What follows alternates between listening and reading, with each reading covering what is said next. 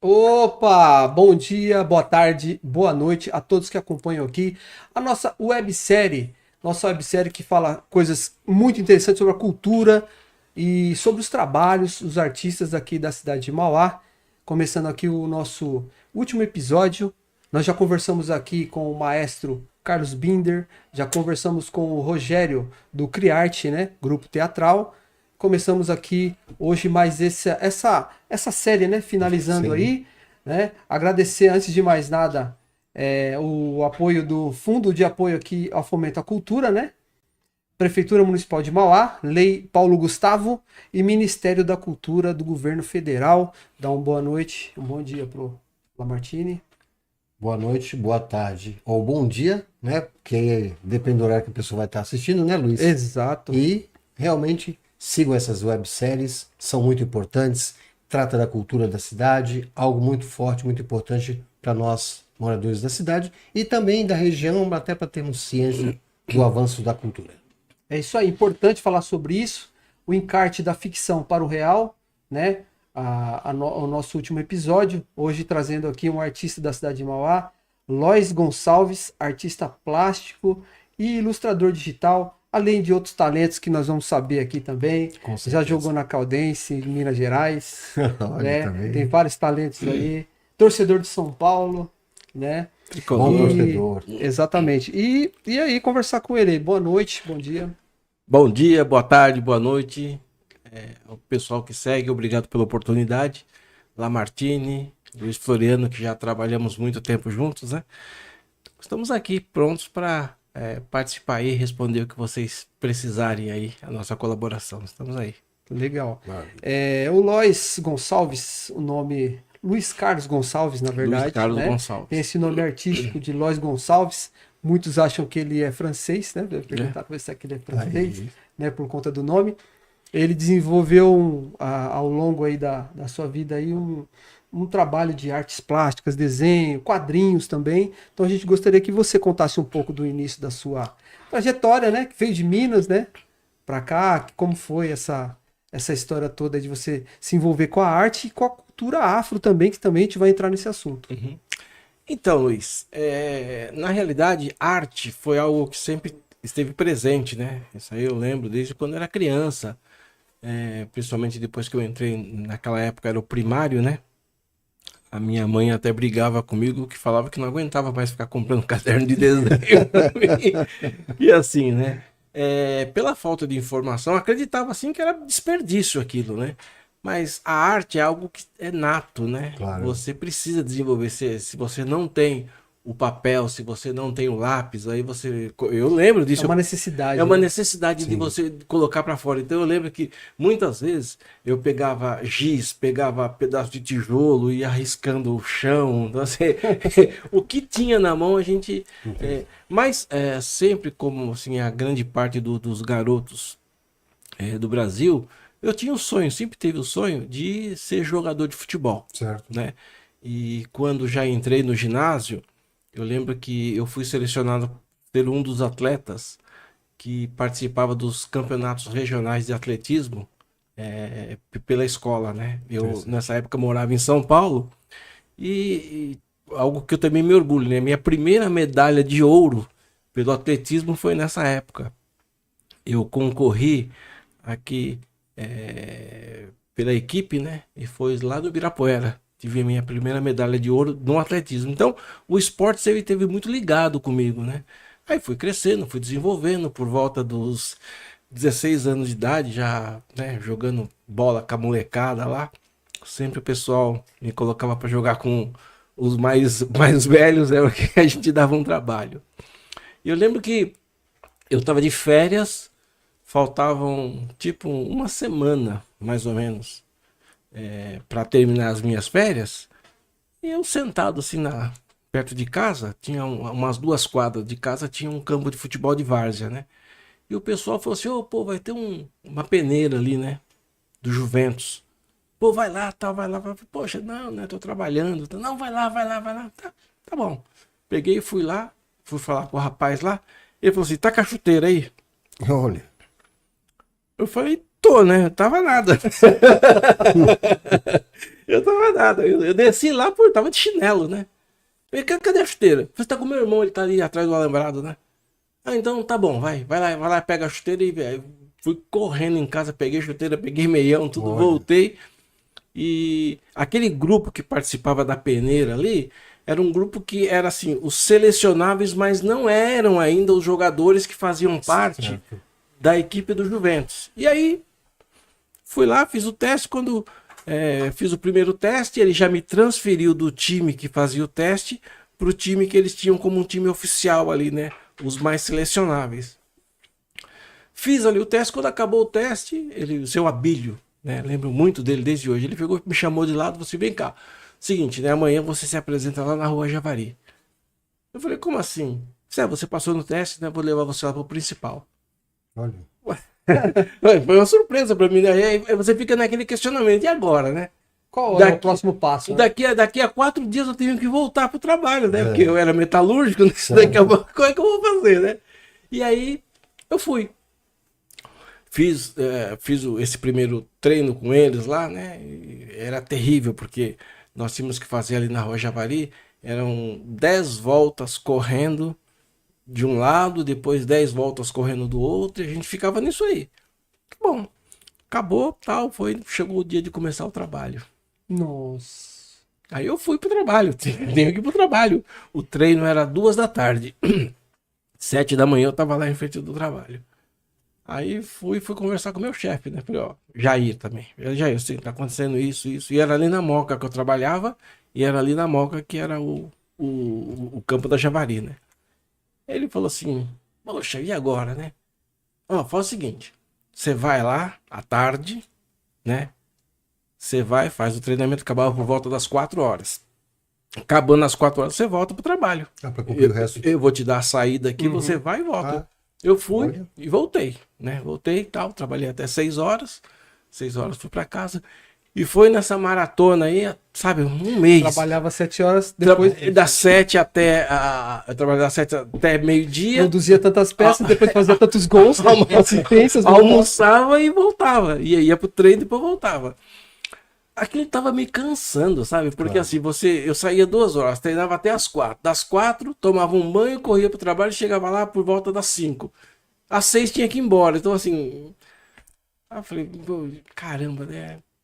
Aí um dia o Jair falou assim: olha, o Lupércio, o gerente, quer conversar com você. Eu falei, tá bom, vamos lá. E aí? Seguinte, fiquei sabendo que você tá treinando no Juventus, tal. E não sei se você sabe, né? Mas eu sou diretor lá do clube do Juventus, né? Olha só. Eu sou diretor lá. Falei, pô, que legal. Ó, pode continuar lá, tal, você vai, trabalha até meio-dia, vai lá pro seu treino, não precisa voltar, não. Ah, bem, pelo menos já. Sabe? Aí o ônibus passava pertinho ali, ia pra casa, tal, É, outro porque dia aqui, voltava. inclusive, tinha aqui uma questão, porque na realidade, dentro disso que ele coloca, surgem essas questões, né? As dúvidas que as pessoas têm que ter na vida para tomar uma decisão. São Você os estava conflitos, trabalhando. né? Porque... É isso aí, essa palavra, conflito. Jogar ou trabalhar? Isso, exatamente. Da onde tirar a minha renda? A gente vê a história de muitos jogadores aí que deram certo e tem esse problema, né? É a escolha entre continuar trabalhando ou continuar, ou tentar, né? Porque não é uma tentativa, né? Ou na própria arte, na própria cultura Tem também tudo, tem essa tem dificuldade, né? Enfim, aí passou tal, e chegou um período que eles precisavam dispensar alguns jogadores porque eles não conseguiam ficar. Era um número muito grande. Claro. Tinham mais ou menos uns 40 meninos lá. Eu, assim, fui o último a chegar. Né? Aí eles dispensaram. Dispensaram, continuei minha vida normal, tal. E aí, como assim, né? Eu falo, vou colocar um termo aqui, talvez não seja esse o adequado, né? Mas o destino, como é que é, né? Eu tinha uma tia que depois de anos que ela tinha mudado para Minas Gerais, ela apareceu. Apareceu aí, contaram a história, sabe? A novidade ali era eu que tinha passado no Juventus e tal. Ela falou assim, poxa, vamos com a gente lá, tem um time lá na cidade, você joga. Tudo. Aí você fica aquele sonho, né? Você sonha o quê? Você sonha com São Paulo, Palmeiras, Corinthians. Aí você vai jogar lá no interior e tal.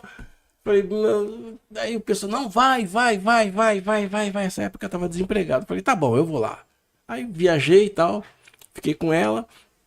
O vizinho da frente dela também era um dos conselheiros lá do time, pediu para mim fazer um teste lá. Fiz o teste.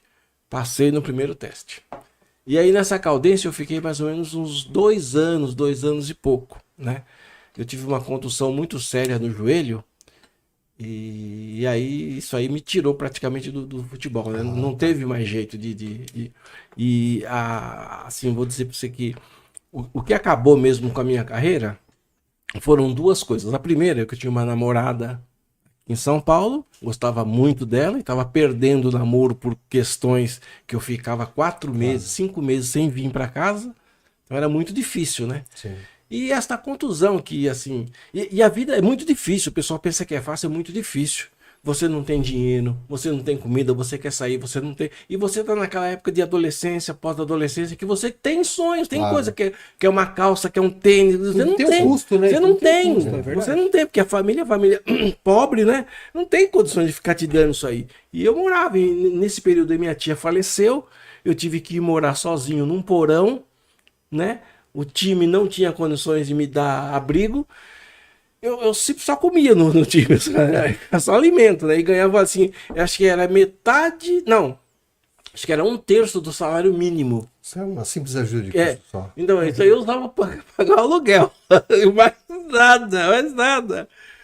Foi um período muito difícil. Aí quando eu me machuquei, voltei para São Paulo, meu irmão até brigou comigo, ficou um tempo sem falar comigo, porque ele falou, não, você tem que continuar. Eu falei, não, eu não vou continuar não. Passei uma vida muito sofrida, tal. Eu vou trabalhar, eu vou coisa, você não vai conseguir, tal. Eu tinha 21 anos de idade. Você vai. Eu falei, tá bom, eu vou fazer minha última tentativa. Eu acho que esse aí foi o meu salvaguarda.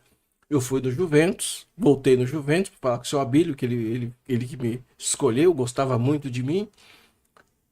Foi finalzinho de dezembro, assim. Aí fui lá, seu Abílio, poxa, você voltou, você estava sumido, tal. Eu falei, seu Abílio, é o seguinte, eu quero disputar a Taça São Paulo pelo Juventus.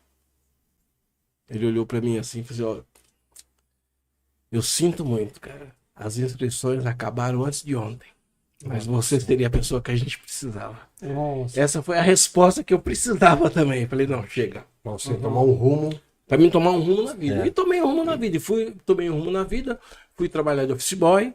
Fui trabalhar. O primeiro trabalho que eu consegui de office boy foi no Unibanco, aquela época, todo mundo trabalhava em banco. E assim, olha que coisa curiosa, né? Fui trabalhar de office boy, fui trabalhar no setor que a gente distribuía as correspondências, que trabalhava com o pessoal da engenharia. E eu vi aquelas pranchetas magníficas, né? Com as famosas folhas que o canto Nossa, queria. eu me encantava com aquilo, né?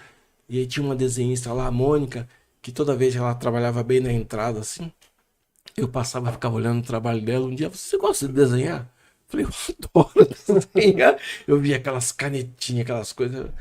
Aí ela assim, pega uma canetinha dessa aqui. Nossa, pega aquela canetinha de nanquim. Aquilo pra mim era um tesouro, sabe? Você tem que fazer um curso, alguma coisa assim, tal. E eu não sei como essa conversa com essa desenhista chegou no ouvido do meu chefe. Chegou no ouvido do meu chefe. E aí, ele falou assim... Você deve ter feito um bom desenho para ela. Não, eu nem lembro o que eu fiz, assim, sabe? Eu nem lembro o que eu fiz. E era nem o técnico, né? Nem era artístico. E aí o meu chefe falou assim, poxa, né? Eu trabalhava lá uns 8 meses, né? Chegou na época, tal. É assim, né? Depois de 8 meses, se não servir, a gente dispensa, sabe como é que é, né? Tal. Eu falei, poxa, né? Que coisa, né? Ele falou assim, é o seguinte, vamos fazer um teste com você para ver se você passa de office boy para auxiliar de escritório. Opa. Se você passar, bem. Se você não passar, né? Mas ele já estava meio que... E eu fiz o teste, passei. Legal. Passei. E continuei como auxiliar de escritório. E ali trabalhando, tal, né? E aí chegou depois de mais ou menos 1 ano, ele disse, agora tem o teste para saber se você vai ser escriturário. Falei, tá bom. Fiz o teste para escriturário, passei todo feliz. Eu estava satisfeito naquela condição que eu estava. E aí ele falou assim, Lois, seguinte, você passou, né? Só que eu tenho uma péssima notícia para te dar. Eu falei, cara, você vai ser transferido. Você não vai mais ficar com a gente aqui. Eu falei, puxa vida. Eu vou para onde? Você vai descer, trabalhar no 29º, você vai para o 27º, você vai trabalhar com o Paulo Borguin. Eu devo muito ao Paulo, porque foi a primeira pessoa que me ensinou a desenhar. Olha só. Lá tinha uma prancheta específica do departamento.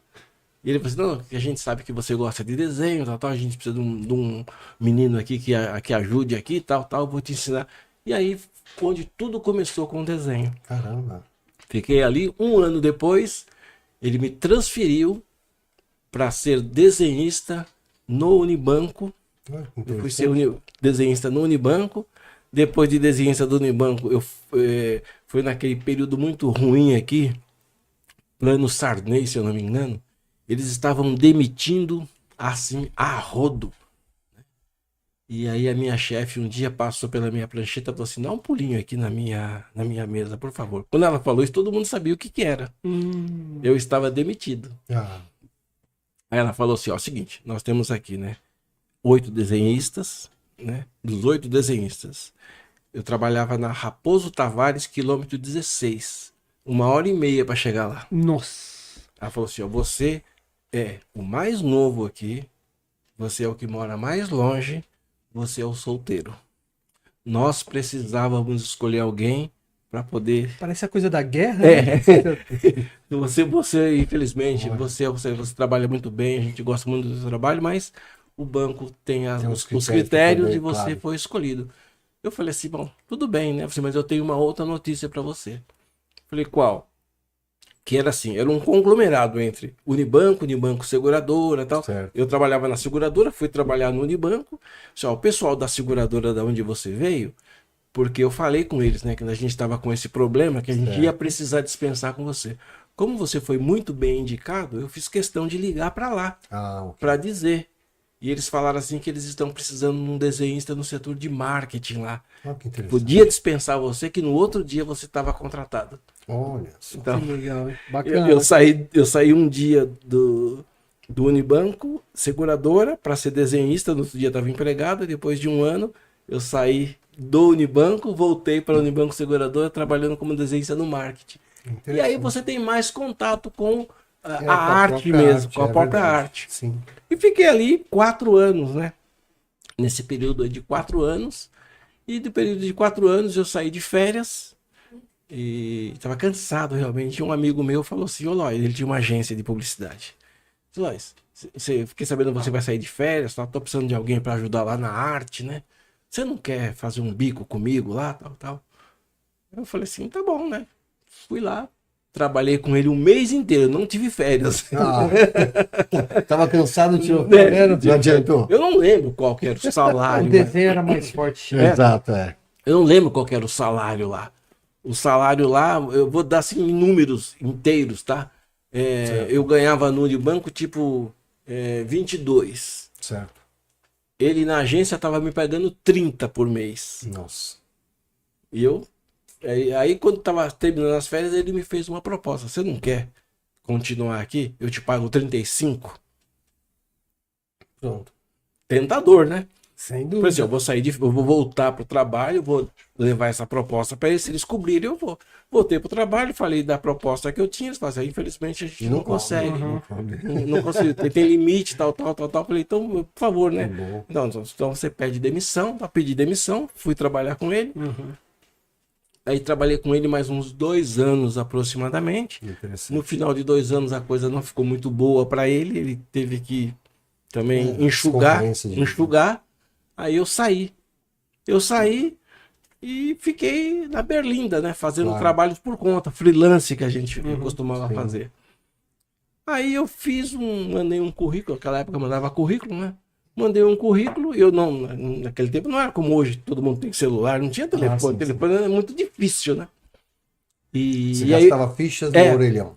E aí eu deixei o telefone dele para Telesp, contato. né? Aí ele Telesp. à noite, assim, ele chegou, é o seguinte, entrou um pessoal em contato lá, disse que até o emprego para você, assim. Eu fui fazer o teste, em 7 desenhistas.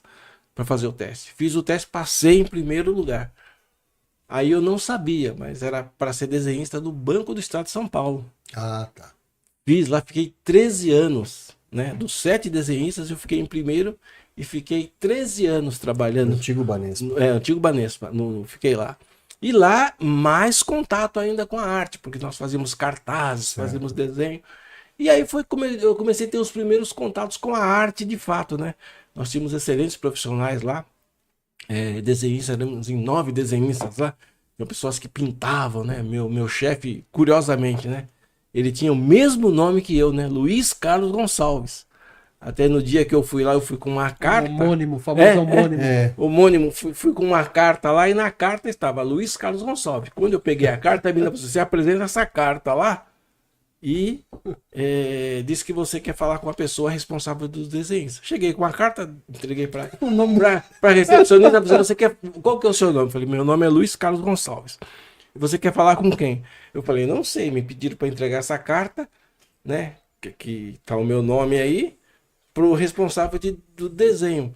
Não, mas qual que é o nome da pessoa? Eu falei: eu não sei. E o seu nome? Meu nome é Luiz Carlos Gonçalves.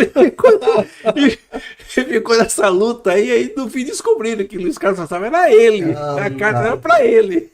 E, enfim, aí 13 anos, trabalhei lá, foi fantástico, foi fantástico. Bacana. Lá nós tínhamos um museu de artes, né?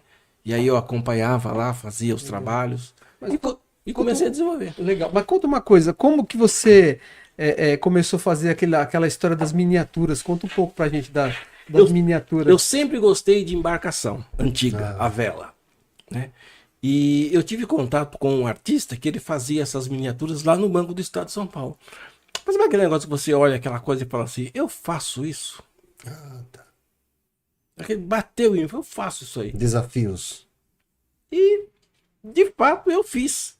Eu comecei a fazer, ele fazia miniaturas, eu comecei a fazer, fiz as miniaturas, até me coloquei à disposição para fazer uns trabalhos sem responsabilidade, de arte, para fazer os convites, para fazer os certificados, para fazer. E ele acabou não aproveitando. A esposa dele era uma pessoa muito difícil de lidar, acabei não aproveitando. Ela me solicitou um trabalho, eu fiz o trabalho, levei até a porta da casa deles, que era um apartamento que eles moravam aqui em São Paulo, não me atenderam. Falei assim: então eu vou seguir carreira solo, eu mesmo vou continuar fazendo. É uma arte, eu gosto, comecei a fazer. E lá no banco tinha uma biblioteca muito grande lá no banco, que a gente usava ela para fazer pesquisa. Naquele tempo, né, também não tinha internet, né? Lógico. Não havia internet. A gente fazia pesquisas, né? Pegava livros e tal. Comecei a ler. E eu peguei um livro lá. E uma vez eu puxei um livro assim, era o livro do Guinness. E deu um estalo assim. Falei: por que eu não mando uma miniatura dessa pro Guinness? Não tô perdendo nada por isso. Lógico. Mas antes eu fiz uma miniatura. A miniatura da embarcação. Porque eu comecei embarcações antigas. Sempre gostei de miniaturas, sempre gostei. Meus trabalhos sempre pequenininhos e tal. Aí eu peguei esses coquinhos silvestres que você acha na rua. Certo. Eu cortei ele no meio, usei como casco do navio e montei um navio ali em cima, né? Uma caravela. O curioso dessa caravela, ela tinha porta, janela, escada, âncora, maçaneta na porta.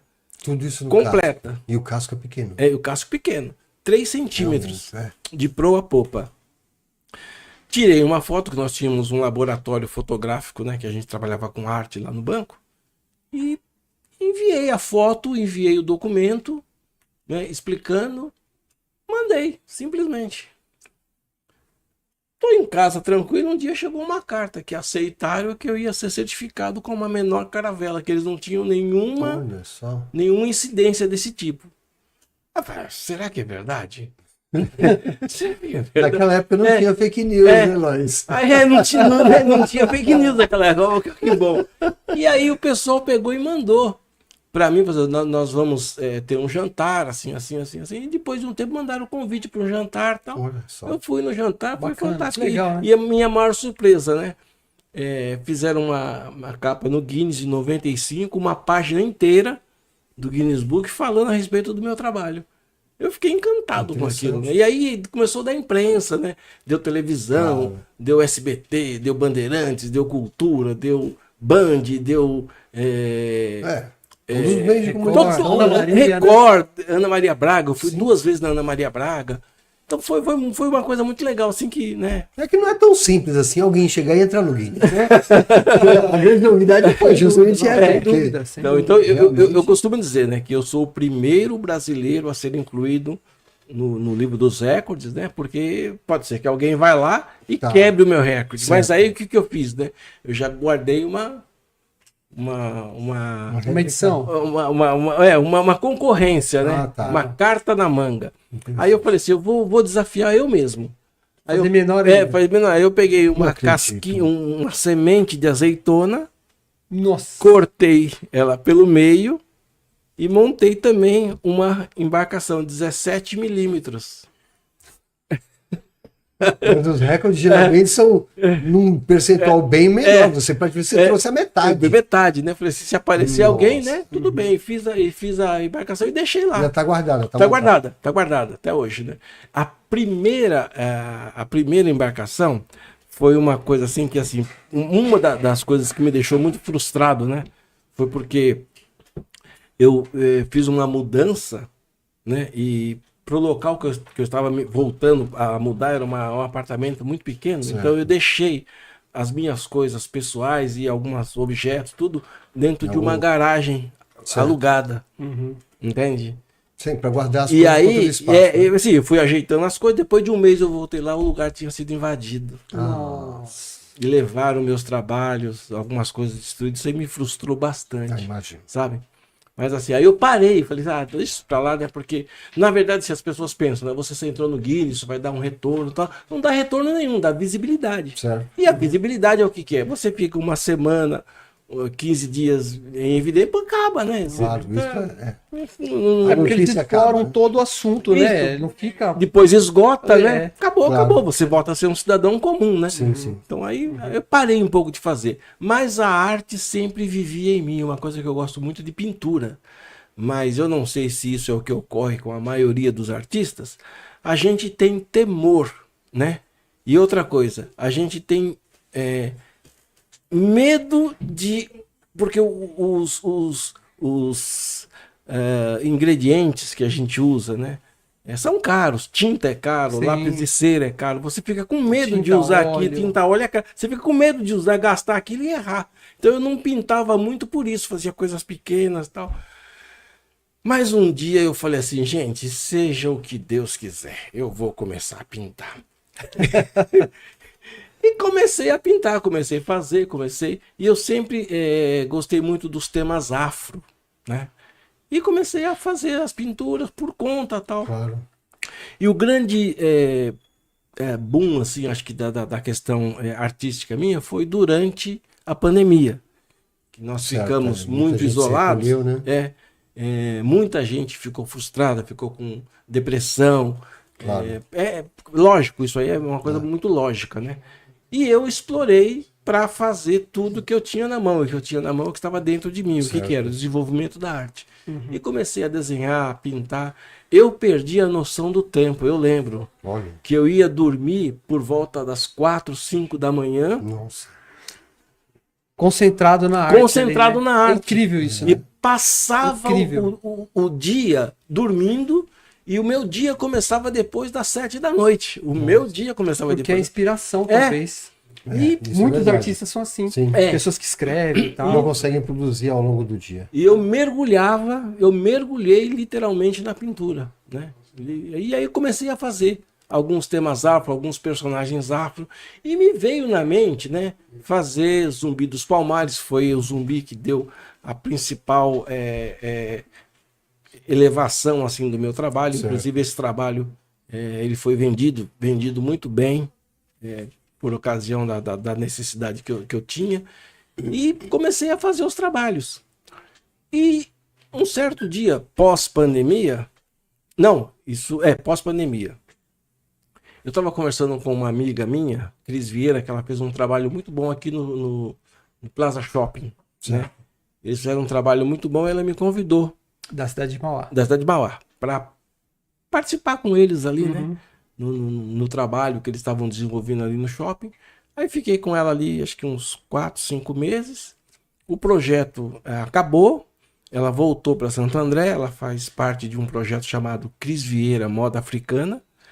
Ela voltou e, passando mais ou menos uns 30, 40 dias, ela me ligou, dizendo que queria conversar comigo, se a gente poderia ter uma reunião. Aí fui na reunião, e na reunião ela me fez a proposta, né?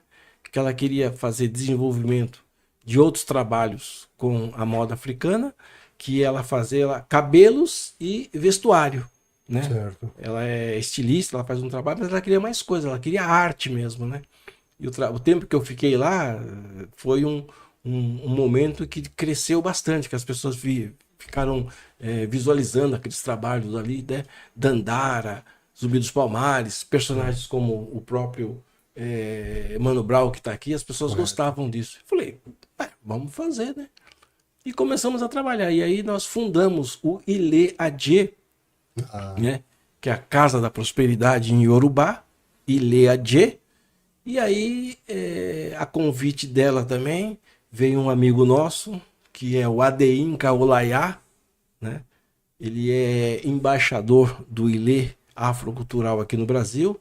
E nós temos esse projeto, que é um projeto patrocinado culturalmente pela rainha da Nigéria, né? Que bacana. Ronke, né? Sua Majestade Ronke. E ela já fez o primeiro Fashion Week aqui no Brasil o ano passado. Ano que vem está programado que nós temos o segundo Fashion Week aqui no Brasil. E nós temos aí esse projeto agora tocando aí, fazendo todos esses trabalhos. E é no meio dessas atividades que você vai desenvolvendo, vai criando os seus trabalhos. Isso. Que a gente viu, na realidade, que surgiram. Tem vários e vários trabalhos que você já fez, na realidade, e que dão, na realidade, tem visibilidade, são importantes, são bonitos, né? Sim. Nós conversamos muito desse projeto, das coisas que nós queremos fazer. O Adeinka, ele, além de ser embaixador, ele é escritor, jornalista e artista plástico, né? Tá. Artista plástico. E ele faz um trabalho muito legal, que é um trabalho que ele chama Artes Divinas, que é baseado, né, na configuração dos orixás. Certo. Né? Nós temos um erro muito crasso aqui no Brasil, que as pessoas confundem, né, as religiões de matriz africana com o demonismo, né? E não tem absolutamente nada a ver, porque o próprio demônio nem faz parte da cultura africana. Não existe o personagem diabo para ele. Falta de conhecimento e intolerância. Né? É como, por exemplo, os egípcios, né? Os egípcios tinham os deuses dele, mas a figura do demônio, do diabo cristão não existe, né? Não existe. Então, ele faz um trabalho voltado para essas artes divinas, um trabalho magnífico. É um artista assim de mão cheia, né? A Cris, e ele publica os nossos trabalhos, né? Na imprensa internacional, que ele é jornalista, né? E a Cris trabalha com a parte de cabelos e com a parte de vestuário. E eu com a parte de artes, também com a parte de artes gráficas, artes plásticas, né? Que eu desenvolvo, né? E nesses trabalhos que, por exemplo, você pegou uma referência da Cris, que ela passou por Mauá, de Santo André. Nesses trabalhos que ela desenvolve, você, na verdade, atua com ela, com os seus desenhos, com a representatividade? Nós procuramos fazer um trabalho conjunto. Por exemplo, né? Eu vou mostrar para vocês aqui uma coisa muito interessante. Essa bonequinha aqui, a câmera é aquela ali, né? Essa bonequinha aqui é uma bonequinha que tem uma história muito legal para as pessoas conhecerem, né? O nome dessa bonequinha é Abaomi. Abaomi.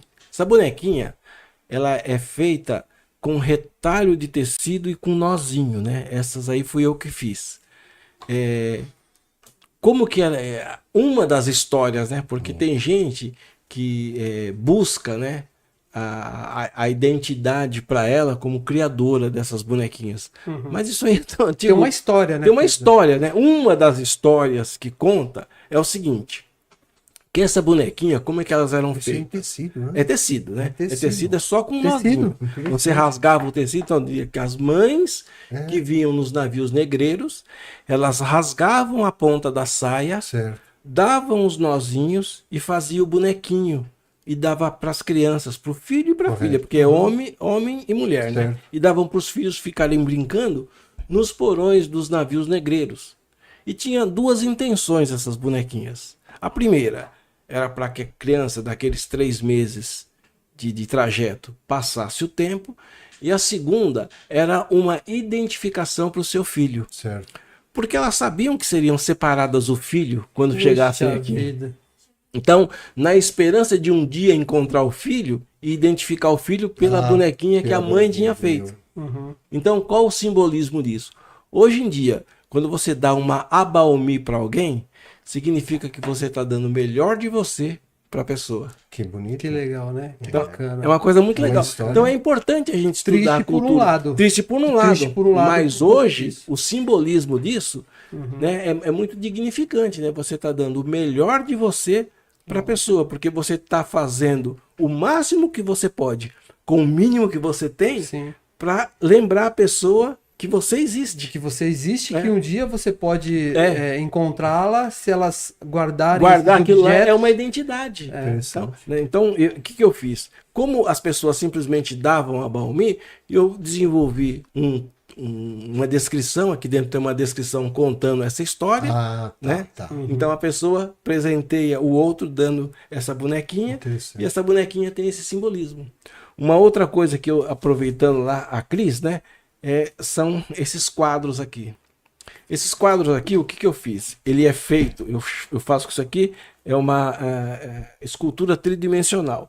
É um recorte que eu fiz à base de MDF, aí eu pintei tudo e coloquei esse turbante, Certo. né, que é identificado de uma mulher negra, e eu dei o nome de Dandara, Tá. né, para fazer uma justaposição com os tecidos que a Cris trabalha, né, juntamente com a arte que eu faço. Ah, legal. Então, isso que a gente procura fazer. Tem outras coisas que a gente desenvolve dentro do nosso projeto, até Interessante. faço convites para as pessoas conhecerem, é pertinho daqui, Santo André, e nós queremos Qual o trazer. endereço? Nós estamos. Eu até esqueci, tá? Se alguém puder pegar na minha mochila, né? Nós temos muitos trabalhos lá que nós podemos desenvolver, e nós temos oficinas culturais que a interessante. gente pode levar as pessoas Correto. para que eles possam participar. Deixa eu ver se eu acho aqui. Eu trouxe. É interessante para as pessoas conhecerem. Tá aqui. Para vocês conhecerem, fico com vocês aí. Então, nós estamos ali na rua Catequese, número 34, né? Em Santo André, pertinho, 50 metros ali da estação de trem do terminal de ônibus. Correto. Rua Catequese, número 34, sala 7, né?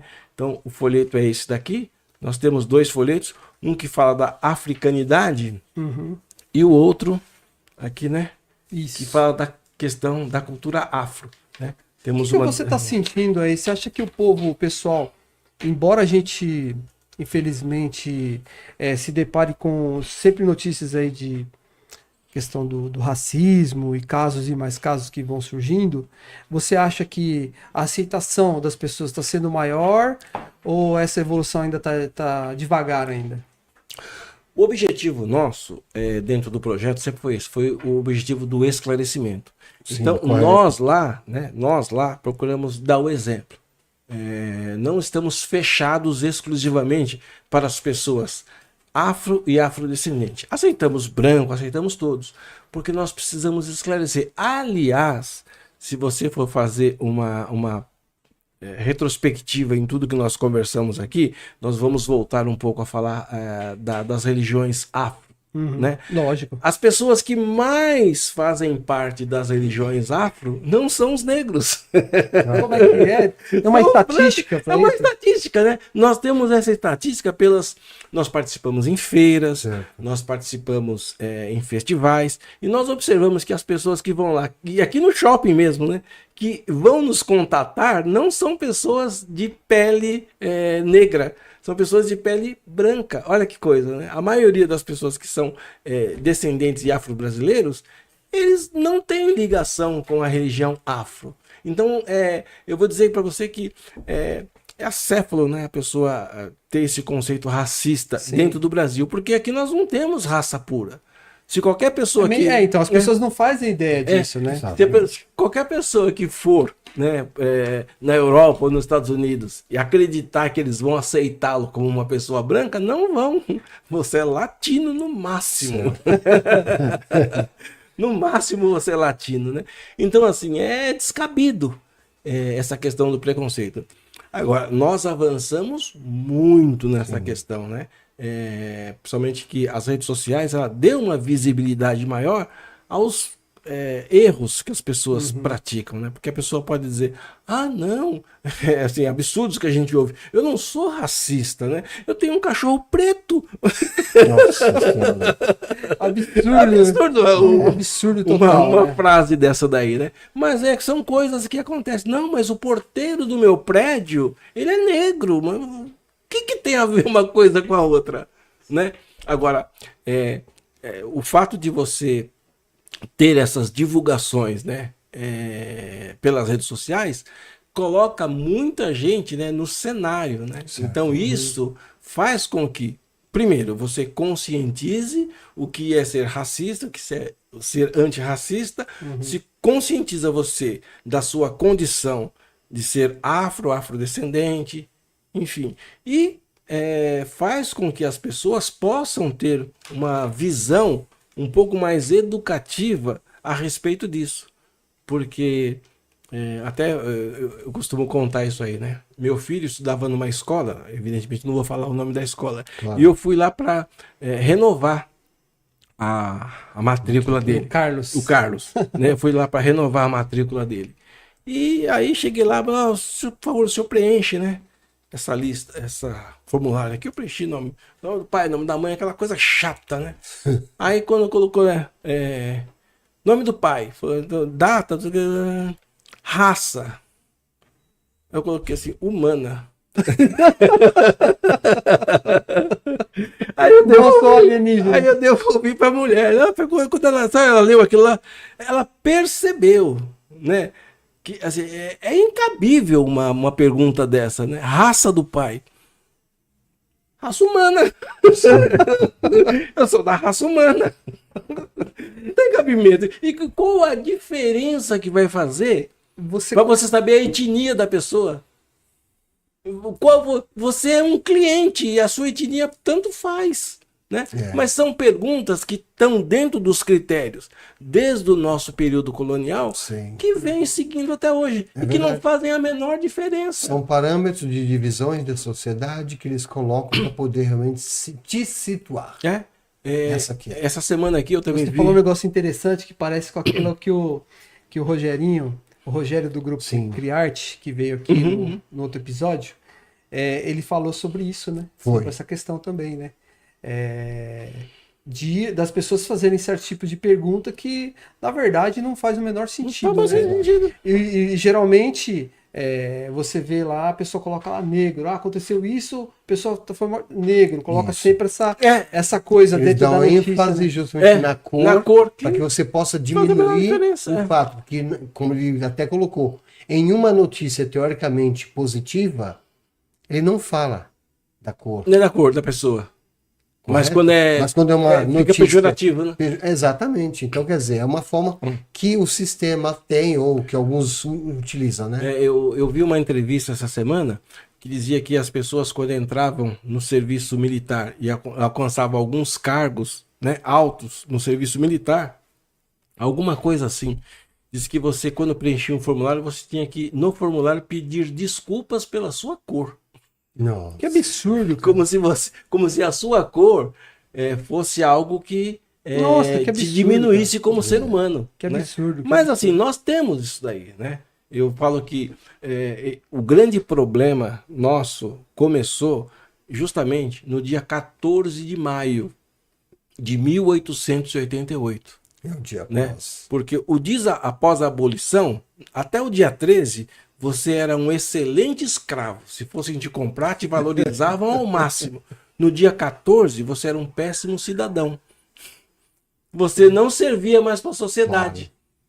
Você foi tirado da sociedade, você não vale mais nada. Certo. Como você não tem valor comercial, você não vale mais nada, nem serve para a sociedade. Porque não dá retorno mais Né? para quem, E aí para quem era seu dono. foram as polícias foram criadas a partir dessa data. Para quê? Para tirar os negros que eram, vou usar o termo aqui, forasteiros. Certo. Porque você era um vadio, você não tinha emprego, então você não podia participar da sociedade. Então foram criando as primeiras favelas. As pessoas foram jogados para a favela. Então a favela foi uma criação justamente que veio dessa parte que veio da libertação, desse ato, que né? foi da... Na verdade, muita gente não sabe por quê, e fica essa discussão por conta de cota, por conta de um monte de coisa, e que as pessoas não fazem ideia que, igual você fez o quadro do Mano Brown, nós dissemos isso no outro episódio, Claro. que ele fala assim, que a mãe dele falava pra ele, por ele ser negro, ele tem que ser duas vezes melhor. E aí ele fala assim, como que a gente vai ser 2 vezes melhor se a gente está pelo menos 100 anos atrasados? Ou seja, quando houve essa libertação, as pessoas, os negros, eles foram praticamente jogados e eles não tinham casa, não tinham onde morar, não tinham bens. Então, eles não conseguiam também dar essa condição para seus filhos e para todos os seus parentes, né? Então, isso é um atraso muito grande, né, que tem dentro da sociedade. Não só aqui, mas no mundo inteiro, né? A questão das cotas, né? Vamos colocar, por exemplo, nos Estados Unidos, né? Barack Obama, ele foi presidente dos Estados Unidos, né? Certo. O Barack Obama, como que ele cursou a faculdade? Pelo sistema de cotas. Barack Obama, ele entrou em Harvard pelo sistema de cotas. Então, no Brasil, nós temos realmente pessoas que são contra as cotas. Mas a cota, vou dizer um termo que talvez não seja o correto, mas é um mal necessário para você tentar igualar. Eu vi um vídeo que eu sempre gosto de rever, que eles colocam pessoas de diferentes escalas da sociedade numa mesma linha, né, para fazer uma corrida social. Então ele fala assim: quem nunca precisou se preocupar com as 3 refeições do dia? Certo. Deem 2 passos. Preciso dar 2 passos. Quem nunca teve uma casa própria, né?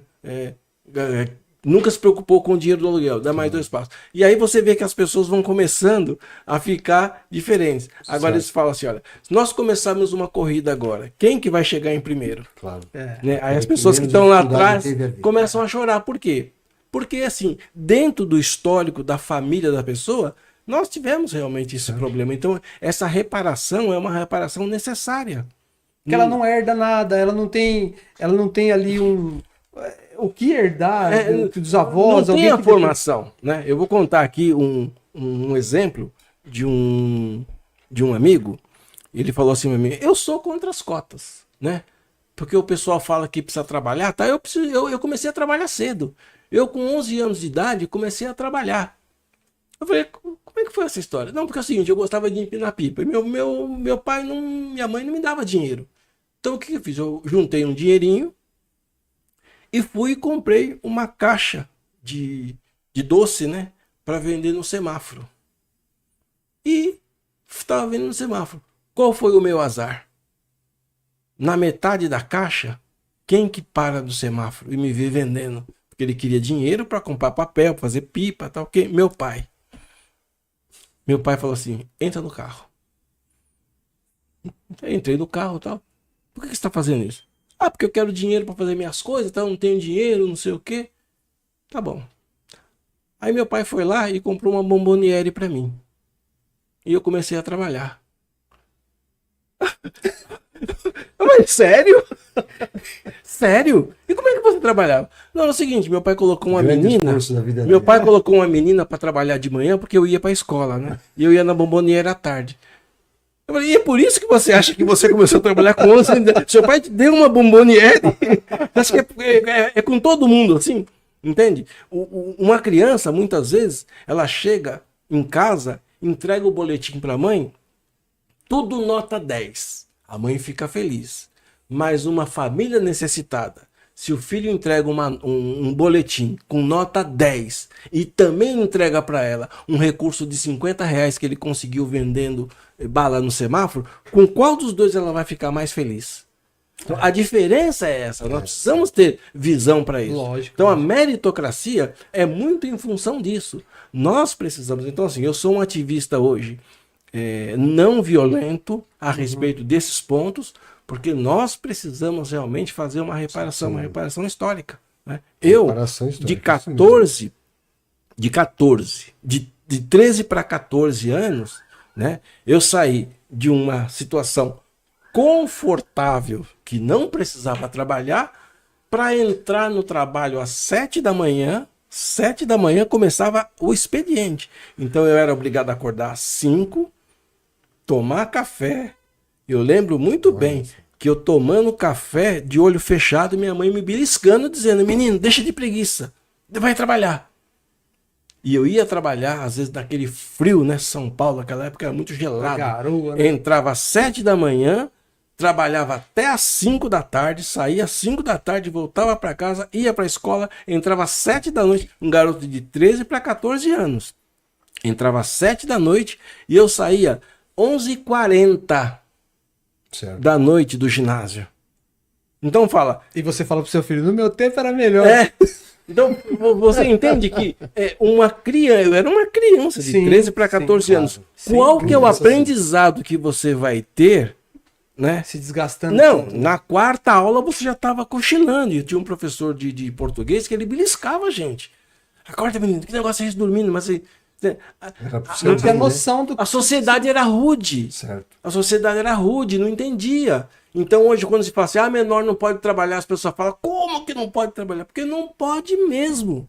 E as pessoas fazem ideia, eu falo assim, eu ainda fui um privilegiado, que eu estava trabalhando de carteira assinada, com 13 para 14 anos, que tinha todos os direitos. Mas quando nós falamos que criança não pode trabalhar, são aquelas que estão nas pedreiras, são aquelas que estão fazendo carvão, são aquelas que estão ajudando o pai na pesca. Sim. Essas crianças, nenhuma delas merece, mas principalmente essas que estão no corte de cana, como a gente vê em entrevistas. Então nós temos que ter essa visão. Sim. E aqueles que são os menos privilegiados são realmente aqueles que, na maioria das vezes, são negros, afrodescendentes. Nós precisamos ter um olhar crítico para essas coisas. O dinheiro que nós temos na nossa sociedade precisa ser investido, né? Porque se você não investe na base, ele vai crescer nesse mesmo ritmo. Muitas vezes as pessoas criticam, eu não estou aqui ajudando, querendo defender, mas jovens, adolescentes, pós-adolescentes que entram no crime, mas muitos talvez entram no crime por falta de oportunidade, não tiveram oportunidade. Sim, né? lógico. E aí você vê, como eu vivi isso, né? Querendo um tênis, querendo uma calça nova, querendo me aparecer para uma namorada, e você não tinha, você querendo ter uma saúde de qualidade, um dentista que pudesse cuidar dos seus dentes, você não tem isso. Então a pessoa, para não passar a humilhação perante os demais, às vezes vai opta, revoltando a pessoa, vai né? revoltando contra a sociedade, você opta. Lógico. Você opta. Agora, assim, eu tenho vários amigos policiais, mas também tem aqueles que são bons policiais e maus policiais. A truculência policial, muitas vezes, em cima daqueles que são menos favorecidos, também causa uma revolta na sociedade. E um outro problema, que já é o problema da sociedade, né? Muitas vezes a mãe e o pai, ele disciplina o filho dizendo, olha, se você continuar fazendo isso, eu vou chamar a polícia. Coloca a polícia como inimigo da sociedade. A polícia não é inimigo da sociedade. Exatamente. Ela não é inimiga, ela devia ser amiga. Eu nem sei se isso é verídico ou não, porque a gente vê nos filmes que a polícia é bem recebida nos Estados Unidos, porque nós temos a referência americana e ponto, não temos outra referência. É a única referência que nós temos, né? A nossa indústria fonográfica foi invadida pelos americanos, os nossos filmes, é tudo americano, né? Parece que o grande herói é o Capitão América, né? Exato. E o grande herói é aquele que sai de casa às 4 da manhã e volta às 7 da noite para trazer pão para a família. É verdade, né? Como eu vi muitas vezes o meu pai comer arroz e feijão para deixar grande mistura para os filhos, que era ovo frito. Esse é o grande herói.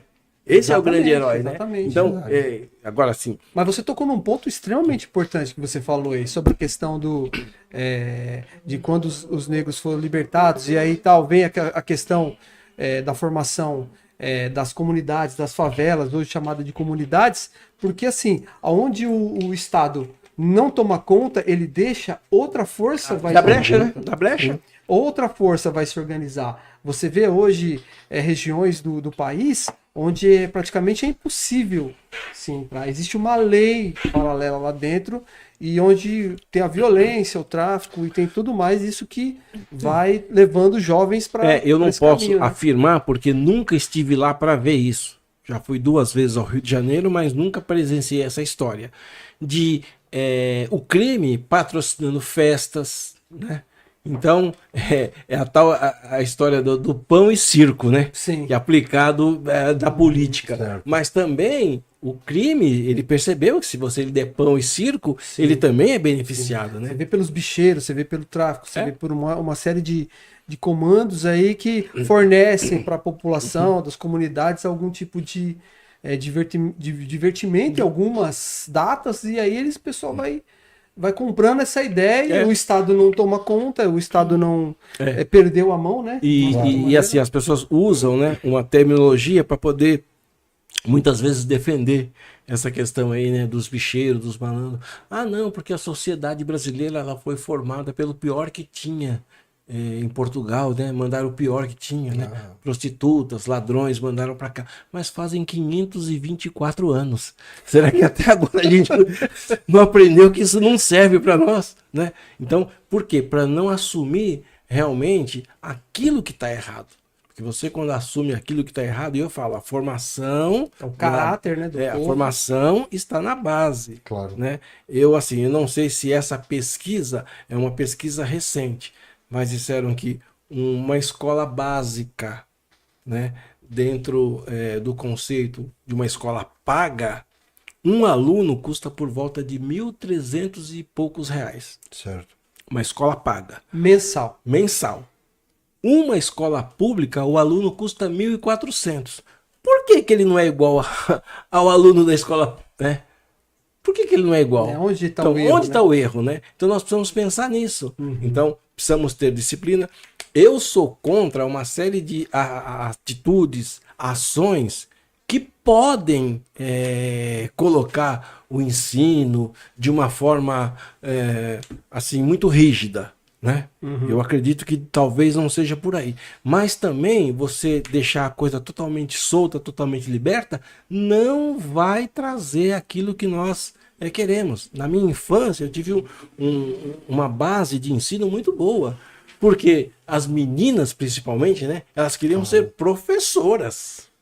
Porque ser professor era um status, né? Claro. E hoje o professor, ele passa uma dificuldade danada, porque não vai pensar que o professor hoje, ele trabalha simplesmente aquelas horas dentro do currículo dele. Ele vai para casa, ele volta com... Enfrentei isso aí com professores amigos no ginásio, no colégio. Porque trabalha em casa. Legal. Ah, você acha que eu vou conseguir ter um final de semana tranquilo? Absolutamente. Eu tenho ocupações, tenho que prova para... Então, assim, nós precisamos rever como é que nós vamos fazer isso. Porque não é possível que alguém gaste 1.300 e tenha um ensino de qualidade e o outro gasta 1.400 e não tem. Não faz sentido, né? Não faz Essa sentido. conta não fecha. Mas eu queria falar com você aqui sobre algumas das obras que a gente tem aí digitalizada, para você fazer uns comentários aí Vamos lá. dos trabalhos. Vamos lá. Esse aí é o Zé Lorenzini aí. Essa, inclusive, tá. Esse é um infográfico que eu faço, né? Fazia, né? Quando eu acompanhava o esporte aqui na cidade. Essas são as ilustrações digitais que eu fiz aqui de vários pontos da cidade, né? Aí, essas são as pinturas que eu faço, né? Bacana, legal. Em acrílica, aí é ilustração digital também. Você trabalha também no digital, ou Trabalho seja, no digital também, trabalho no digital. Porque assim, como eu sou artista gráfico, né? Aí, né, Oswaldo Dias, que eu desenhei, são as caricaturas, né? Correto. Aí o Marcelo Oliveira. Famoso cavanhaque de Marcelo. Marcelo Oliveira, essas são as caricaturas. O Lorenzini. Bacana, legal. Então, assim, a gente procura Marielle Franco. Esse Essa- quadro tá fazendo um sucesso, que ele tá na Colômbia. Uma impressão dele tá na Colômbia, concorrendo a uma premiação lá na Colômbia. Recebi ontem a confirmação que tá lá na Colômbia. Que legal, que bacana, hein? Sim. Que bacana, muito legal. Isso aí parece São os infográficos. Eu acompanhei o esporte, o futebol amador aqui na cidade há muito tempo, né? E eu desenhava os gols quando saía, né? Eu escrevia, fazia, inclusive no tempo real, Sim, o jornal sim, que sim. você Muito legal. administra lá, Bacana. né? O que muito mais legal, aí que né? nós Muito temos, bacana. né? É o Vasco. É, Aí, de novo, né? São as exceções. Então, ainda nós temos o grande Tchaka, né? Amigo que participou do esporte aqui na cidade por muito tempo. Foi, Verdade. né? Uma pessoa fez essa caricatura dele aí, né? E esse é o trabalho que eu procuro fazer na questão da questão eletrônica, né? Aí é uma caravela, né? caravela do descobrimento do Brasil de Cabral, Essa né? aqui De tem 1500. quantos Não, centímetros? não é essa daí. Essa deve ter mais ou menos uns 5 centímetros. O que é pequeno também. É pequeno, Sim, né? sim. Essa daí já é a de Cristóvão Colombo, né? Essa é a pinta de Cristóvão Colombo, né? Tem um Bacana. carretel do lado ali para Pra você mostrar ver. o tamanho, né? claro. Na Esse- verdade, esse carretel tem 5 metros de altura. Aí mais uma ilustração eletrônica, né? Bacana. Então a gente procura fazer aí. É interessante Entendi. essa parte, porque você trabalha a arte plástica, as artes plásticas, Isso. né, com tinta, a mão e o Esse- digital, né? Esse aí é interessante, que foi um quadro que eu fiz da Marielle, que foi para Colômbia, um take, né, do trabalho. Ele está concorrendo a uma premiação lá na Colômbia. Eu recebi isso antes de ontem. Então eu Interessante, hein? Bacana. fiz questão de deixar aí, né, para o pessoal ver. Então tá concorrendo a um prêmio lá. Legal. então, Legal, é isso. legal, É bacana, É o, muito que bom. é o trabalho que a gente procura fazer, né? Muito bom. Eu gosto muito, né, de desenvolver isso. Escrevo algumas coisas também, né, dentro do trabalho que a gente vai Correto. desenvolvendo, a gente procura escrever também. Assim, dentro da imprensa a gente aprende muito, né? Sim. Então, tudo que a gente puder contribuir dentro disso, as pessoas falam assim, você é jornalista. Não, eu não sou jornalista. Certo. Eu sou curioso. Não sou jornalista. Autodidata. Autodidata, É, pô, não, por assim bacana, dizer, legal. exatamente. Interessante. É bacana, bem, bem interessante. Conversamos hoje aqui com o Luiz Carlos Gonçalves aqui, nesse último episódio do Encarte da Sou ficção. rápido, né? Que bom. Do Encarte, Encarte da ficção para o real, né? Bacana, Luiz Gonçalves, artista plástico e ilustrador digital, com apoio do Fundo de Fomento à Cultura, né? A Prefeitura Municipal de Mauá, da Lei Paulo Gustavo, Ministério da Cultura, né? Do Governo Federal. Lei Paulo Gustavo, que todo mundo já sabe que aquele grande artista Sim. que o Brasil perdeu aí, infelizmente, diante da questão da pandemia, né? Que nós Exatamente. já conversamos muito, então, assim, nada mais justo, né? Bacana Claro. essa homenagem ao Paulo Gustavo, que foi um artista tremendo aí pro nosso país, Ele né? levou realmente o nome do país, né? A vários cenários mundiais aí. Exato. É um dos, né? Exatamente. Então fica aí nosso agradecimento, agradeço ao Lamartine, obrigado, Lamartine. Obrigado, Luiz, mais uma vez. E obrigado também às demais pessoas que vão estar ouvindo e vendo, assistindo esse vídeo, né, desses episódios, que é muito importante, inclusive dentro dessa área que nós estávamos discutindo aqui com nós. Discutimos sobre outros pontos que também está entrelaçado, né, com a questão da cultura, que são muito importantes, que estão dentro da raiz, né, das pessoas, dos seres humanos, Isso. né, da Exato. raça humana, né, que é muito importante. Muito obrigado e obrigado a todos os nossos. É isso aí, Ouvintes. gente. E as nossas considerações finais aqui e Isso. o nosso agradecimento. Eu quero agradecer Lamartine, né? Isso. Também o Luiz Floriano, que já somos amigos de Longa data. longa data já, né? E a oportunidade de estar aqui esclarecendo, né? Faço um convite a todos que quiserem conhecer um pedacinho do universo africano. Dê um pulinho ali no nosso espaço, Rua Catequese 34, né? Vai conhecer a mim pessoalmente, a Cris Vieira e também o Adeinka Olaiá, que é o enviado da Nigéria pela Rainha Ronque aqui no Brasil. Nós estamos lá à disposição. Muito obrigado a todos, né? Espero realmente que faça sucesso, que a gente puder contribuir. Estamos juntos. Muito obrigado. Legal, bacana. Obrigado.